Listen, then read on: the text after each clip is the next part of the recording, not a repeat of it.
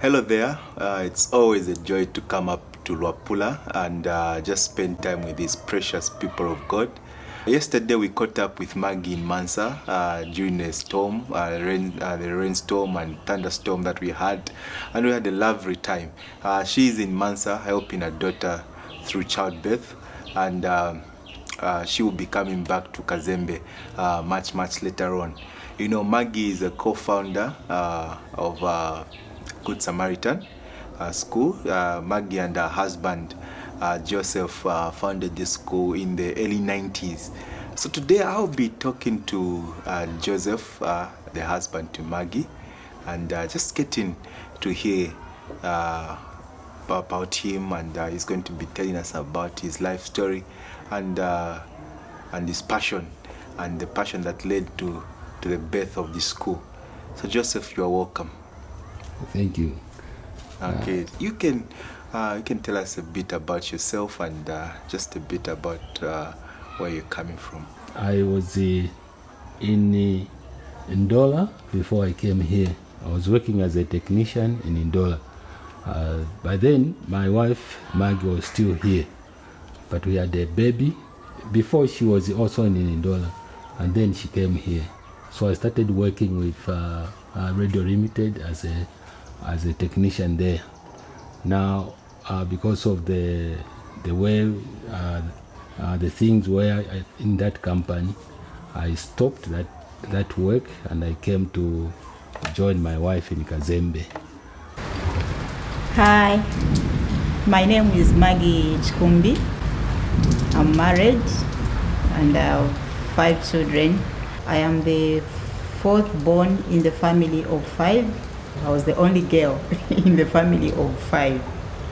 So my father died when I was 2 years old, and 2 years after again, I was sick. I got polio. My legs were paralyzed. I couldn't walk, I couldn't do anything. So it was up to my mother had a very difficult time to make sure that I go to school or I grow up. When I went to school at a government school, it was very difficult for me to be moving from home to school, from home to school. So I was taken to a disabled school where I did my primary education, and from there I went to a secondary school here in Mwambela province of Zambia, and I did my education there.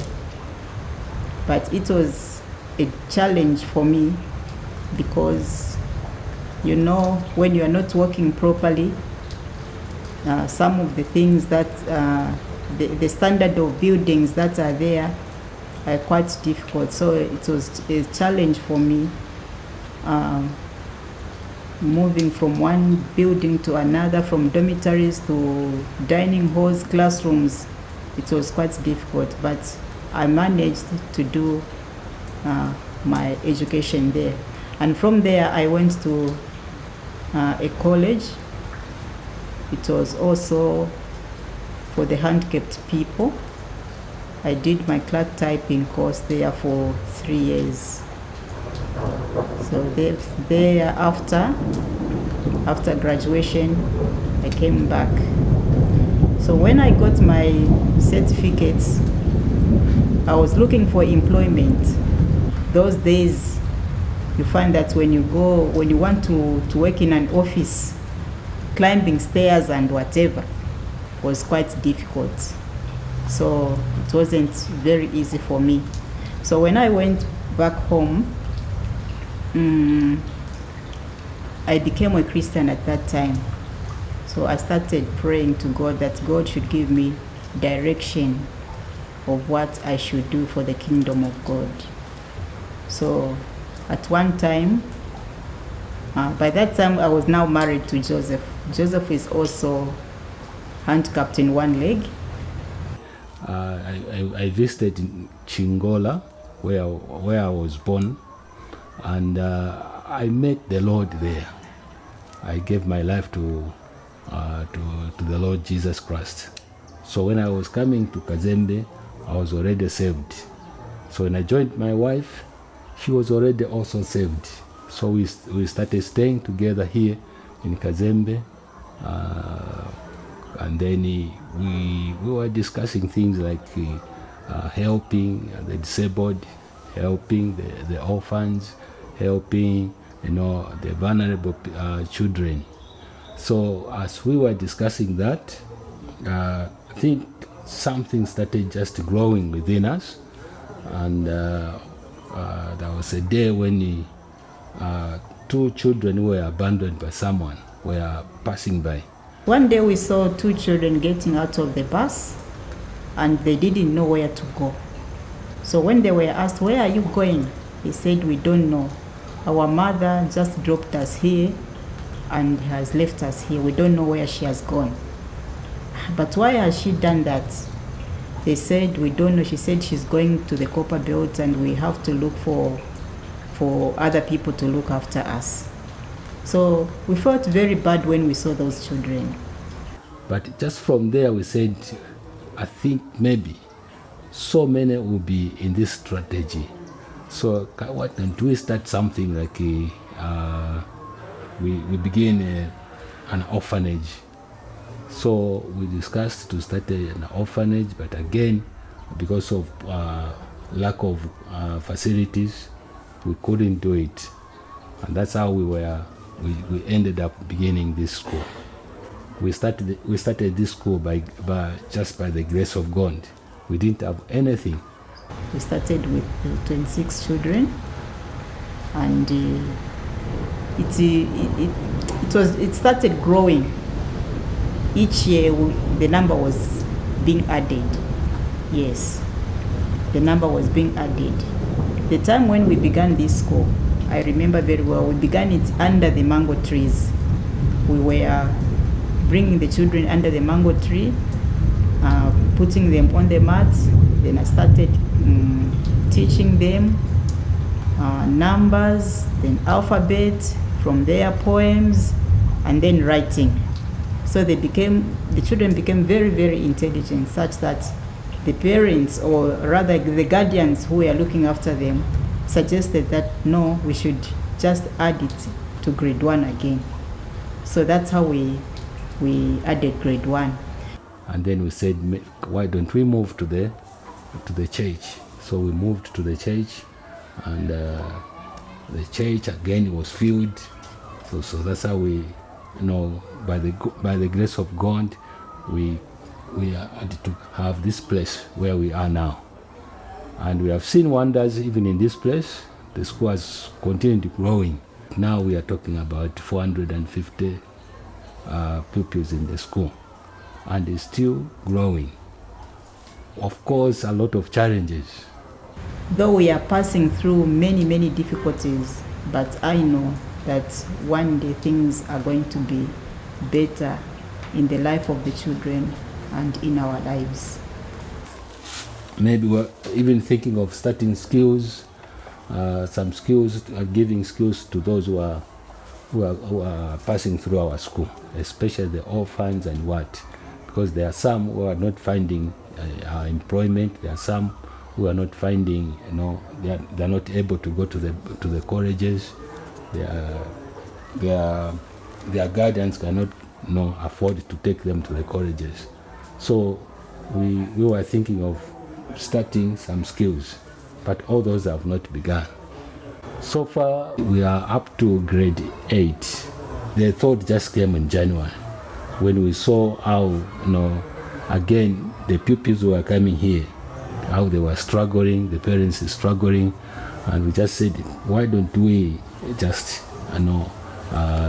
start grade 8 so that we help some of these. The schools were already open.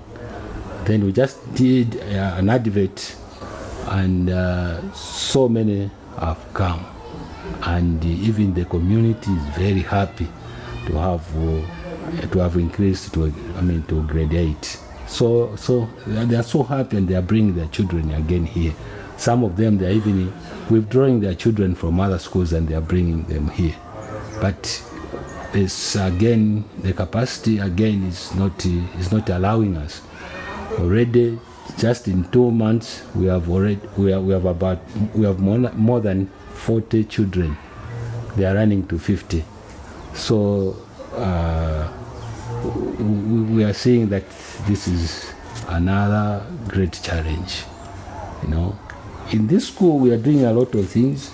We are attending to, as we said, to the orphans and vulnerables. And there are some vulnerables that come here, like Chamba. He has just gone home. He was born with a crab foot.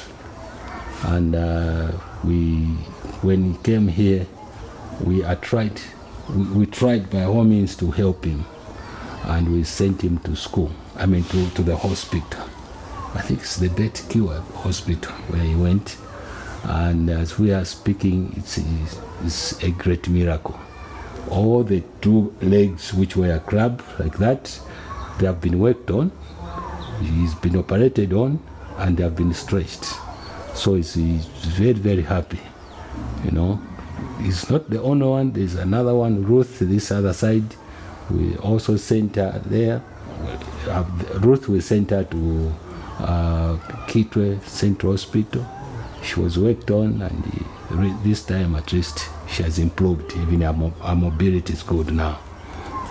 So there are a lot of things that we are doing here, just to meet the needs of the pupils who are here.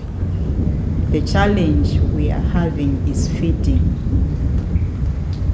Some children who come to our school, when they go home, they just sleep like that without having any other meal. So we are appealing that God can give us people, or can speak to people who has got a heart to help these children. Because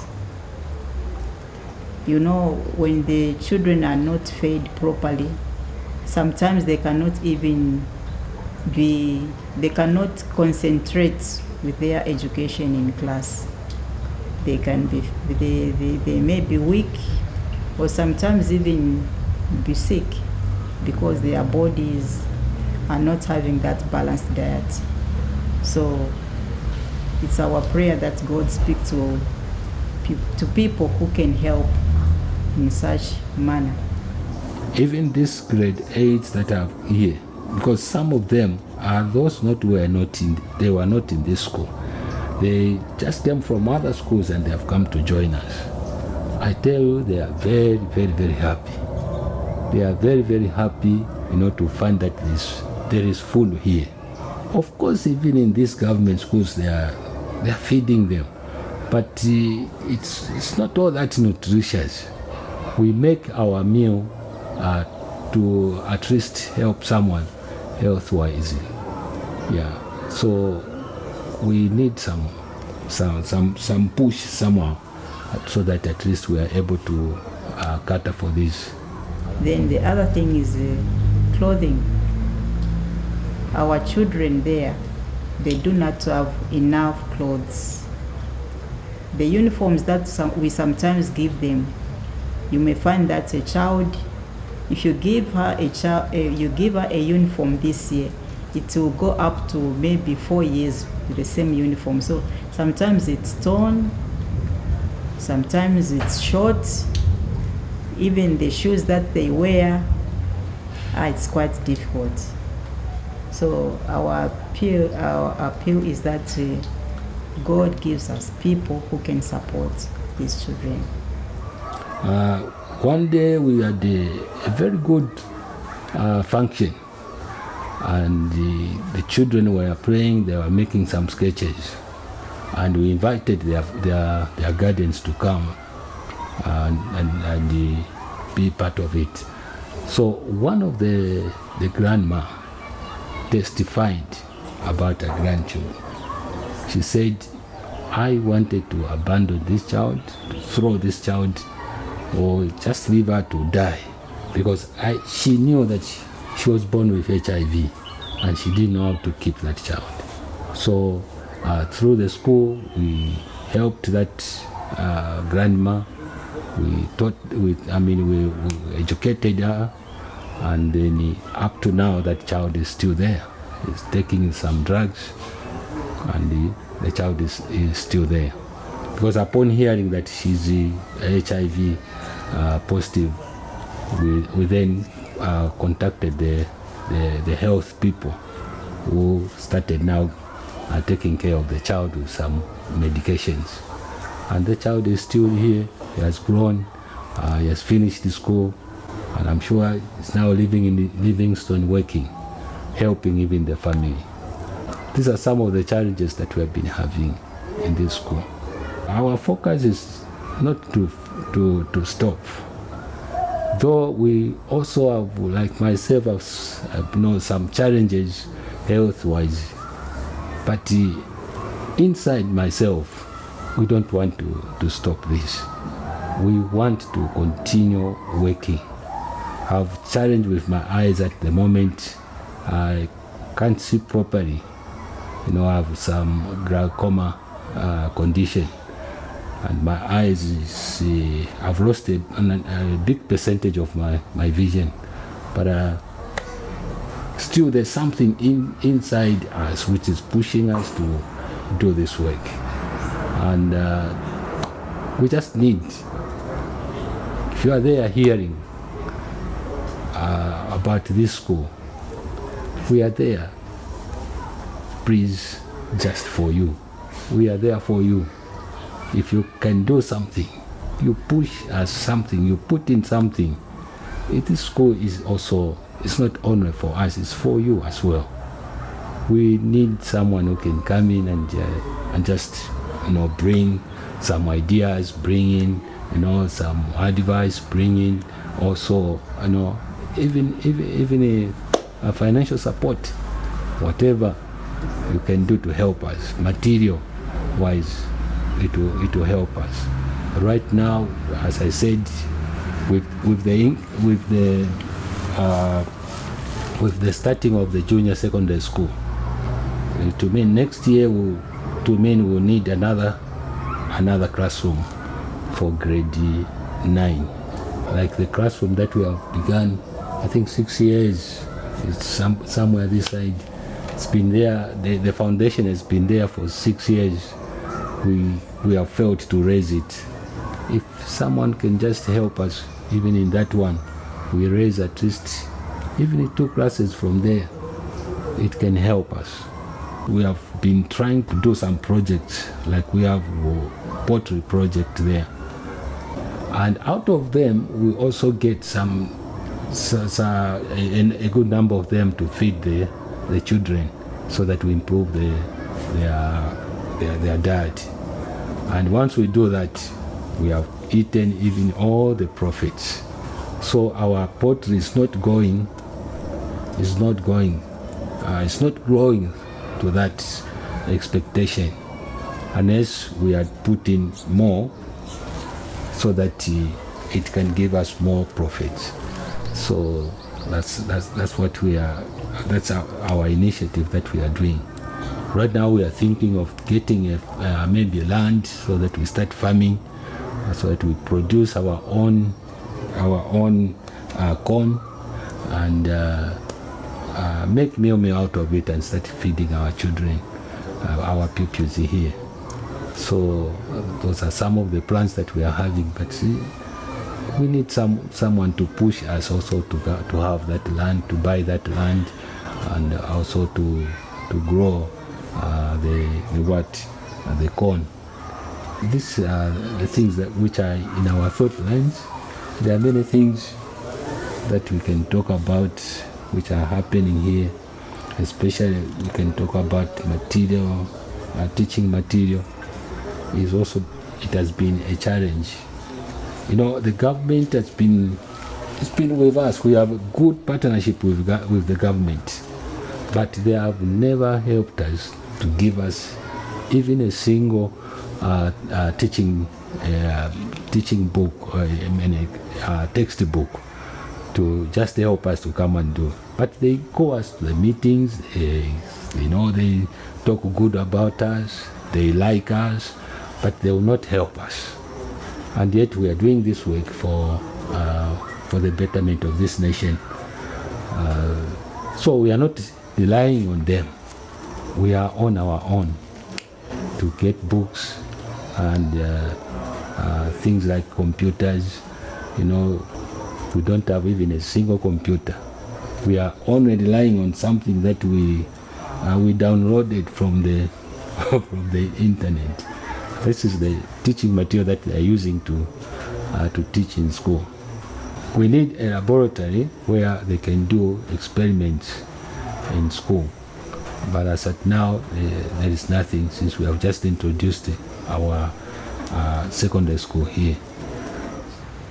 My dreams is to see that those children develop a desire and hunger to serve the Lord, to be better people who can be better leaders of the nation, who can be leaders in organizations, in community, and any other places. So that's what I've been thinking about. I'm just making an appeal to everyone who is watching us here at Good Samaritan, which is right in the rural area part of Zambia. And we're very, very far from cities, from towns. We are just in a village. Please, if you can help us from this end, I know you can extend your hand and will be helped. This work, as I said, it is not ours, it is yours. And God is the only one who is going to receive the glory. Thank you. So thank you so much for listening to us. I pray that God will speak to one or two people. You see, I wish you could be here. There are many touching stories that we encounter and get to hear. And one of them is that there are people here. I was very touched when I heard that there are people is here that have never seen a computer in their lives, yet they are learning about it. So the teacher has to draw how a computer looks like and expects the learners to visualize what the teacher is. That's quite touching. So maybe the Lord will speak to you so that you can partner with us. So thank you so much. The Lord bless you and keep you, and may the Lord continue speaking to you. Shalom. Thank you. It's just by the grace of God that we are here.